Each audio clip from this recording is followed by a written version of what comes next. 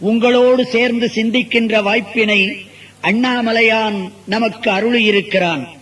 தோத்திரத்தில் சிறந்தது திருவாசகம், சாத்திரத்தில் சிறந்தது திருமந்திரம் என்று வள்ளற்பெருமான் ராமலிங்க அடிகள் சொல்லி மகிழ்வார். திருவாசகத்திற்கு உருகாதார் ஒரு வாசகத்திற்கும் உருகார் என்பது தமிழ்நாட்டு சான்றோரின் அனுபவ பொன்மொழி. கடவுள் மனிதனுக்கு கூறிய நூல் பகவத்கீதை, மனிதன் மனிதனுக்கு கூறிய நூல் திருக்குறள். ஆனால் மனிதன் தெய்வத்திற்கே கூறிய நூல்தான் திருவாசகம். ஊழிக்கால முடிவில் சர்வ சங்கார மூர்த்தியாகிய இறைவன் பிரபஞ்சம் அனைத்தையும் அழிப்பான். பின்னர் மீண்டும் உருவாக்கும் வரை தனிமையில் இருப்பான். அப்போது அந்த தனிமையை இனிமையாக்கிக் கொள்ள அவனுக்கு கிடைத்த ஒரே துணைதான் திருவாசகம். அதனால்தான் தன்னுடைய கைப்படவே திருவாசகத்தை எழுதி திருச்சிற்றம்பலமுடையான் என்று கையெழுத்திட்டு தானே வைத்துக் கொண்டான் என்று கூறுவர். திருவாசகத்தை தனக்கு உரிய அருள் நூலாக தேர்வு செய்து ஓதிய வள்ளலார் அதை பற்றி கூறும் பொழுது, வான் கலந்த மாணிக்க வாசக நின் வாசகத்தை நான் கலந்து பாடுங்கால், நற்கருப்பம் சாற்றினிலே தேன் கலந்து பால் கலந்து செழுங்கனி தீஞ்சுவை கலந்து என் ஊன் கலந்து உயிர் கலந்து உவட்டாமல் இனிப்பதுவே என்று நா இனிக்க உளம் இனிக்க உயிரெல்லாம் இனிக்க பேசுவார். அது மட்டுமல்ல அன்பர்களே, திருவாசகத்தை கேட்டால் ஆறறிவு படைத்த மனிதன் மட்டுமல்ல, ஐந்தறிவு படைத்த பொல்லாத விலங்குகளும் கூட மெஞ்ஞானத்தில் விருப்பம் கொண்டுவிடும் என்று கூறுகின்றார்.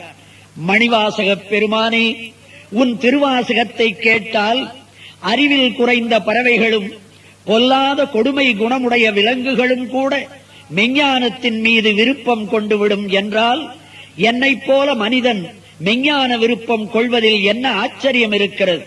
வாட்டமிலா மாணிக்க வாசக நின் வாசகத்தை கேட்ட பொழுது அங்கிருந்த கீழ்ப்பறவை சாதிகளும் வேட்டமுறும் பொல்லா விலங்குகளும் மெஞ்ஞான நாட்டமுறும் என்னில் இங்கு நானடைதல் வியப்பன்றே என்று பாடுகின்றார்.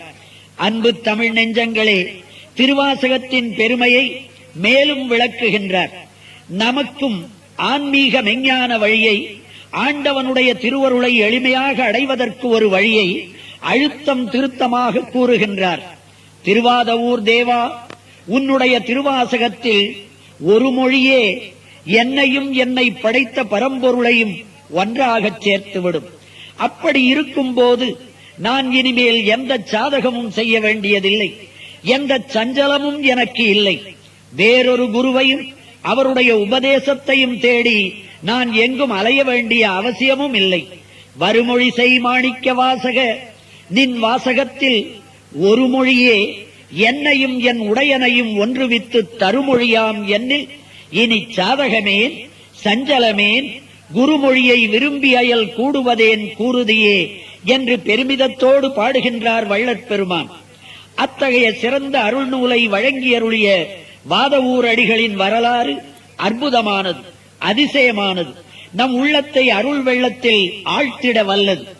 சங்கம் வைத்து தமிழன்னையை தாலாட்டி சீராட்டி வளர்த்த மதுரையிலிருந்து 7 கல் தொலைவில் வையாற்றங்கரையில் திருவாதவூர் என்னும் திருத்தலம் உள்ளது. அந்த ஊரில் அமாத்தி அந்தணர் குலத்தில் சம்புபாதா ஸ்ருதர் சிவஞானவதி என்னும் தம்பதியர் வாழ்ந்து வந்தனர். அவர்கள் சிந்தையெல்லாம் சிவநெறியே தழைத்திருந்தது. இறைவனுடைய பேரருளால் சைவம் தழைக்க, ஆன்மாக்கள் உய்தி பெற அருள் நெறி காட்டும் ஆற்றல் பெற்ற ஒரு புதல்வர் இவர்களுக்கு பிறந்தார். அவருக்கு திருவாதவூரர் என்னும் பெயர் சூட்டி மகிழ்ந்தனர். அப்புதல்வர் 16 வயதில் எல்லா கலைஞானங்களையும் பெற்றார். நல்லொழுக்கமும் பண்பும் பக்தியும் அவரிடம் நிறைந்தன. அக்காலத்தில் மதுரையை தலைநகராக கொண்டு பாண்டிய நாட்டை அரிமர்த்தன பாண்டியன் என்னும் மன்னன் ஆண்டு வந்தான். திருவாதவூரரின் அறிவுத்திறனையும் ஆற்றலையும் கேள்விப்பட்ட அந்த மன்னன் அவரை தன் அவைக்கு அழைத்தான். தென்னவன் பிரம்மராயன் என்னும் பட்டத்தை சூட்டினான். அவரை தன் அமைச்சராகவே ஆக்கிக் கொண்டான். வாதவூரரின் அரசியல் திறம் மக்களையெல்லாம் ஆனந்தமடைய வைத்தது. ஆனால் ஆரவாரமும் ஆடம்பரமும் அமைச்சர் பதவியால் வந்த சுகபோகங்களும் திருவாதவூரரை மயக்கவும் இல்லை,